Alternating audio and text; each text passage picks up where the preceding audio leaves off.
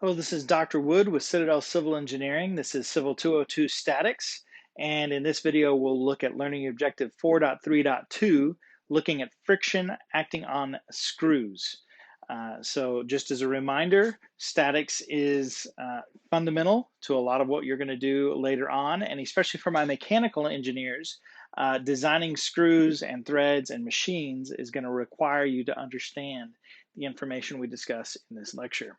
And so here is a example screw that we want to talk about. And so when we think about screws, often you'll think about a screw or a nut and a bolt. And typically these screws have triangular threads. But if you look at the image I have on the slide there, it does not have triangular threads, it has square threads. Now, triangular threads are great because they act like wedges, they can cut into material, you can slot them in, they're very common. But the math associated with their design is a little bit more difficult than we want to get into in statics. And so instead we'll use square-threaded screws to discuss in statics. Now, square-threaded rod is also very common. So if you go down into our mechanics and materials labs and you look at our universal testing machines, both of those frames use square-threaded all-thread. It's a very strong thread type, and there's no ability for slipping. There's a lot of benefits to it. And so we're going to have both of those situations there. Now, with screws, basically what we can do is we can work a friction problem exactly like we worked for the blocks sliding down a ramp. In this case, though, what we're going to do is we're going to take one turn worth of thread off of the screw. So if we look at that screw picture there, what I'm going to do is I'm going to unwrap one thread worth of screw. And if I did that, what I would end up with is a square ramp. It would look something like that. And it would have a height. So from here to here, we'd use the symbol L. And that L is called the lead. Cool. We'd also have an angle here, alpha. And alpha is the lead or pitch angle. So pitch angle or lead angle. And if we're paying attention, the overall length of this thread here is going to be 2 pi r, because that is the circumference of a circle. Now you'll notice that the radius on that picture there and on the left is to the middle of the thread. It's not to the outside edge. It's not to where it meets the shaft, but it's to the middle of the thread.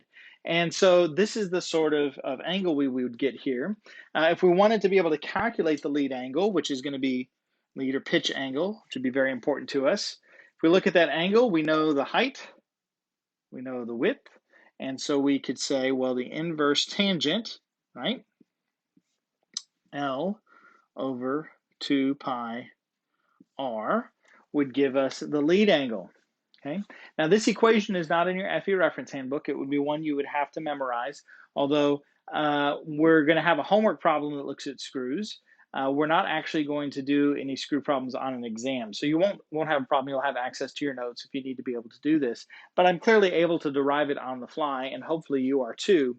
And just to make sure that we've got it in our notes, this is where alpha is equal to our lead or pitch angle,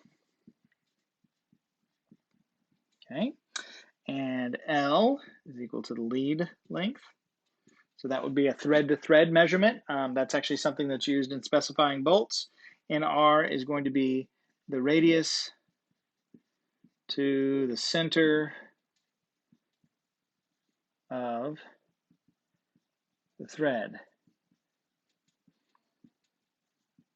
Okay, radius to the center of the thread. So that's kind of the thing that we're looking at there. Now, this is all definitional. So we're just defining these terms so that we can use an equation that is in our FE reference handbook. And here's the friction equation for a screw.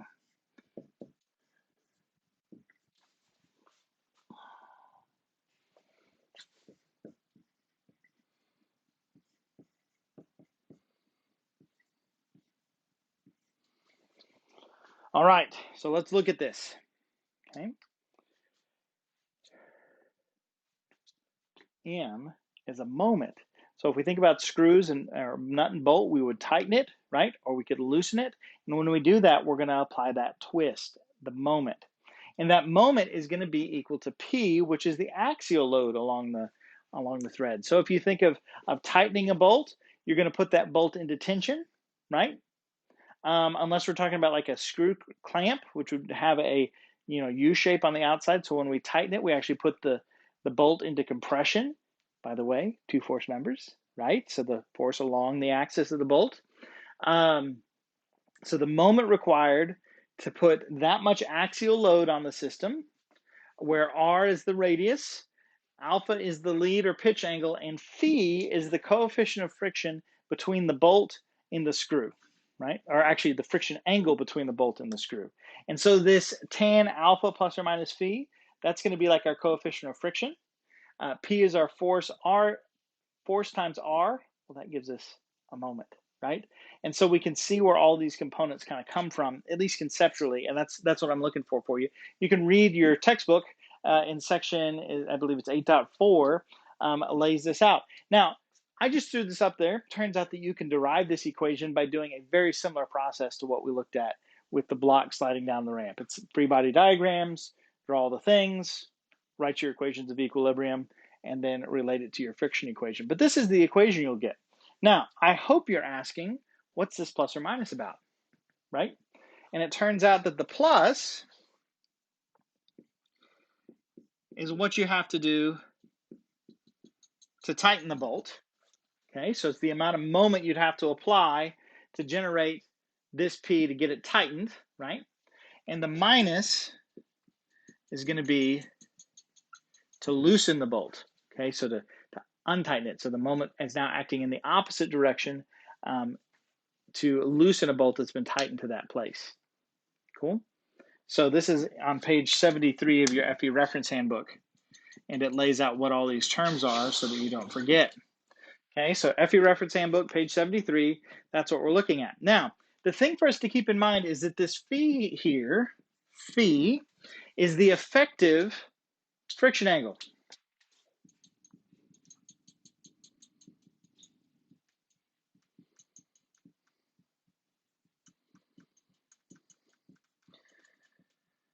So it's how much friction we have there, and it's always got to be less than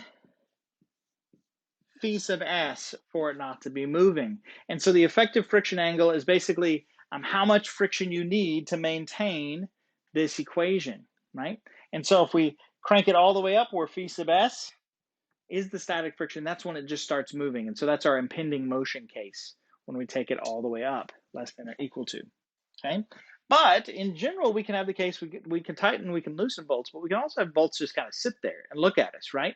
And so in that case, what we would use is we would want it to be, so if no moment's being applied, axial load, we still want that. We want the pickle jar to stay shut, right? Radius didn't change. In order for the moment to be 0, tan alpha plus or minus phi has to be equal to 0. And so the tan of 0 is 0. And so we need alpha minus phi to be equal to 0. And so when the moment is equal to 0, alpha is equal to the effective friction angle. You see that? And so as long as that friction angle, or alpha, is less than phi sub s, we're going to have what's called a self-locking mechanism, or a self-locking nut. And this is usually what you want, right? Self-locking nut requires that alpha be less than or equal to phi, right? So that the effective friction angle to keep it in place is less than or equal to phi. Not many people like it when they have to tighten a nut and then it automatically loosens. Now, I will say there's a handful of like children's toys that have like corkscrew pieces. I think of there's certain types of like flying toys where you like push down on it and it's got a spring that will propel it up, but a very big long lead screw that will cause it to twist on the way up. I don't know if you've ever seen one of those. I really should track one down on Amazon to share it with you. Anyway, you push it down and it'll spin up, and that's because it's not self-locking. Alpha is so large, right, that the coefficient of friction is so small that when you twist it down to like charge it and you let go, it flings it off. And so that's kind of a cool thing to think about. But bottom line is this is our equation. We in our screw and bolt equations, we would use this as our equation of friction. And so we'll work a problem together in class to make this all happen. But that is the equation for friction on screws. So again, definitions of the lead pitch angle, because we need that for this equation, right? And then we can calculate the moment required to tighten it, plus, to loosen it, minus, or the angle required to make sure that it's self-locking and the axial force associated with it. All right. Thank you all. See you in class.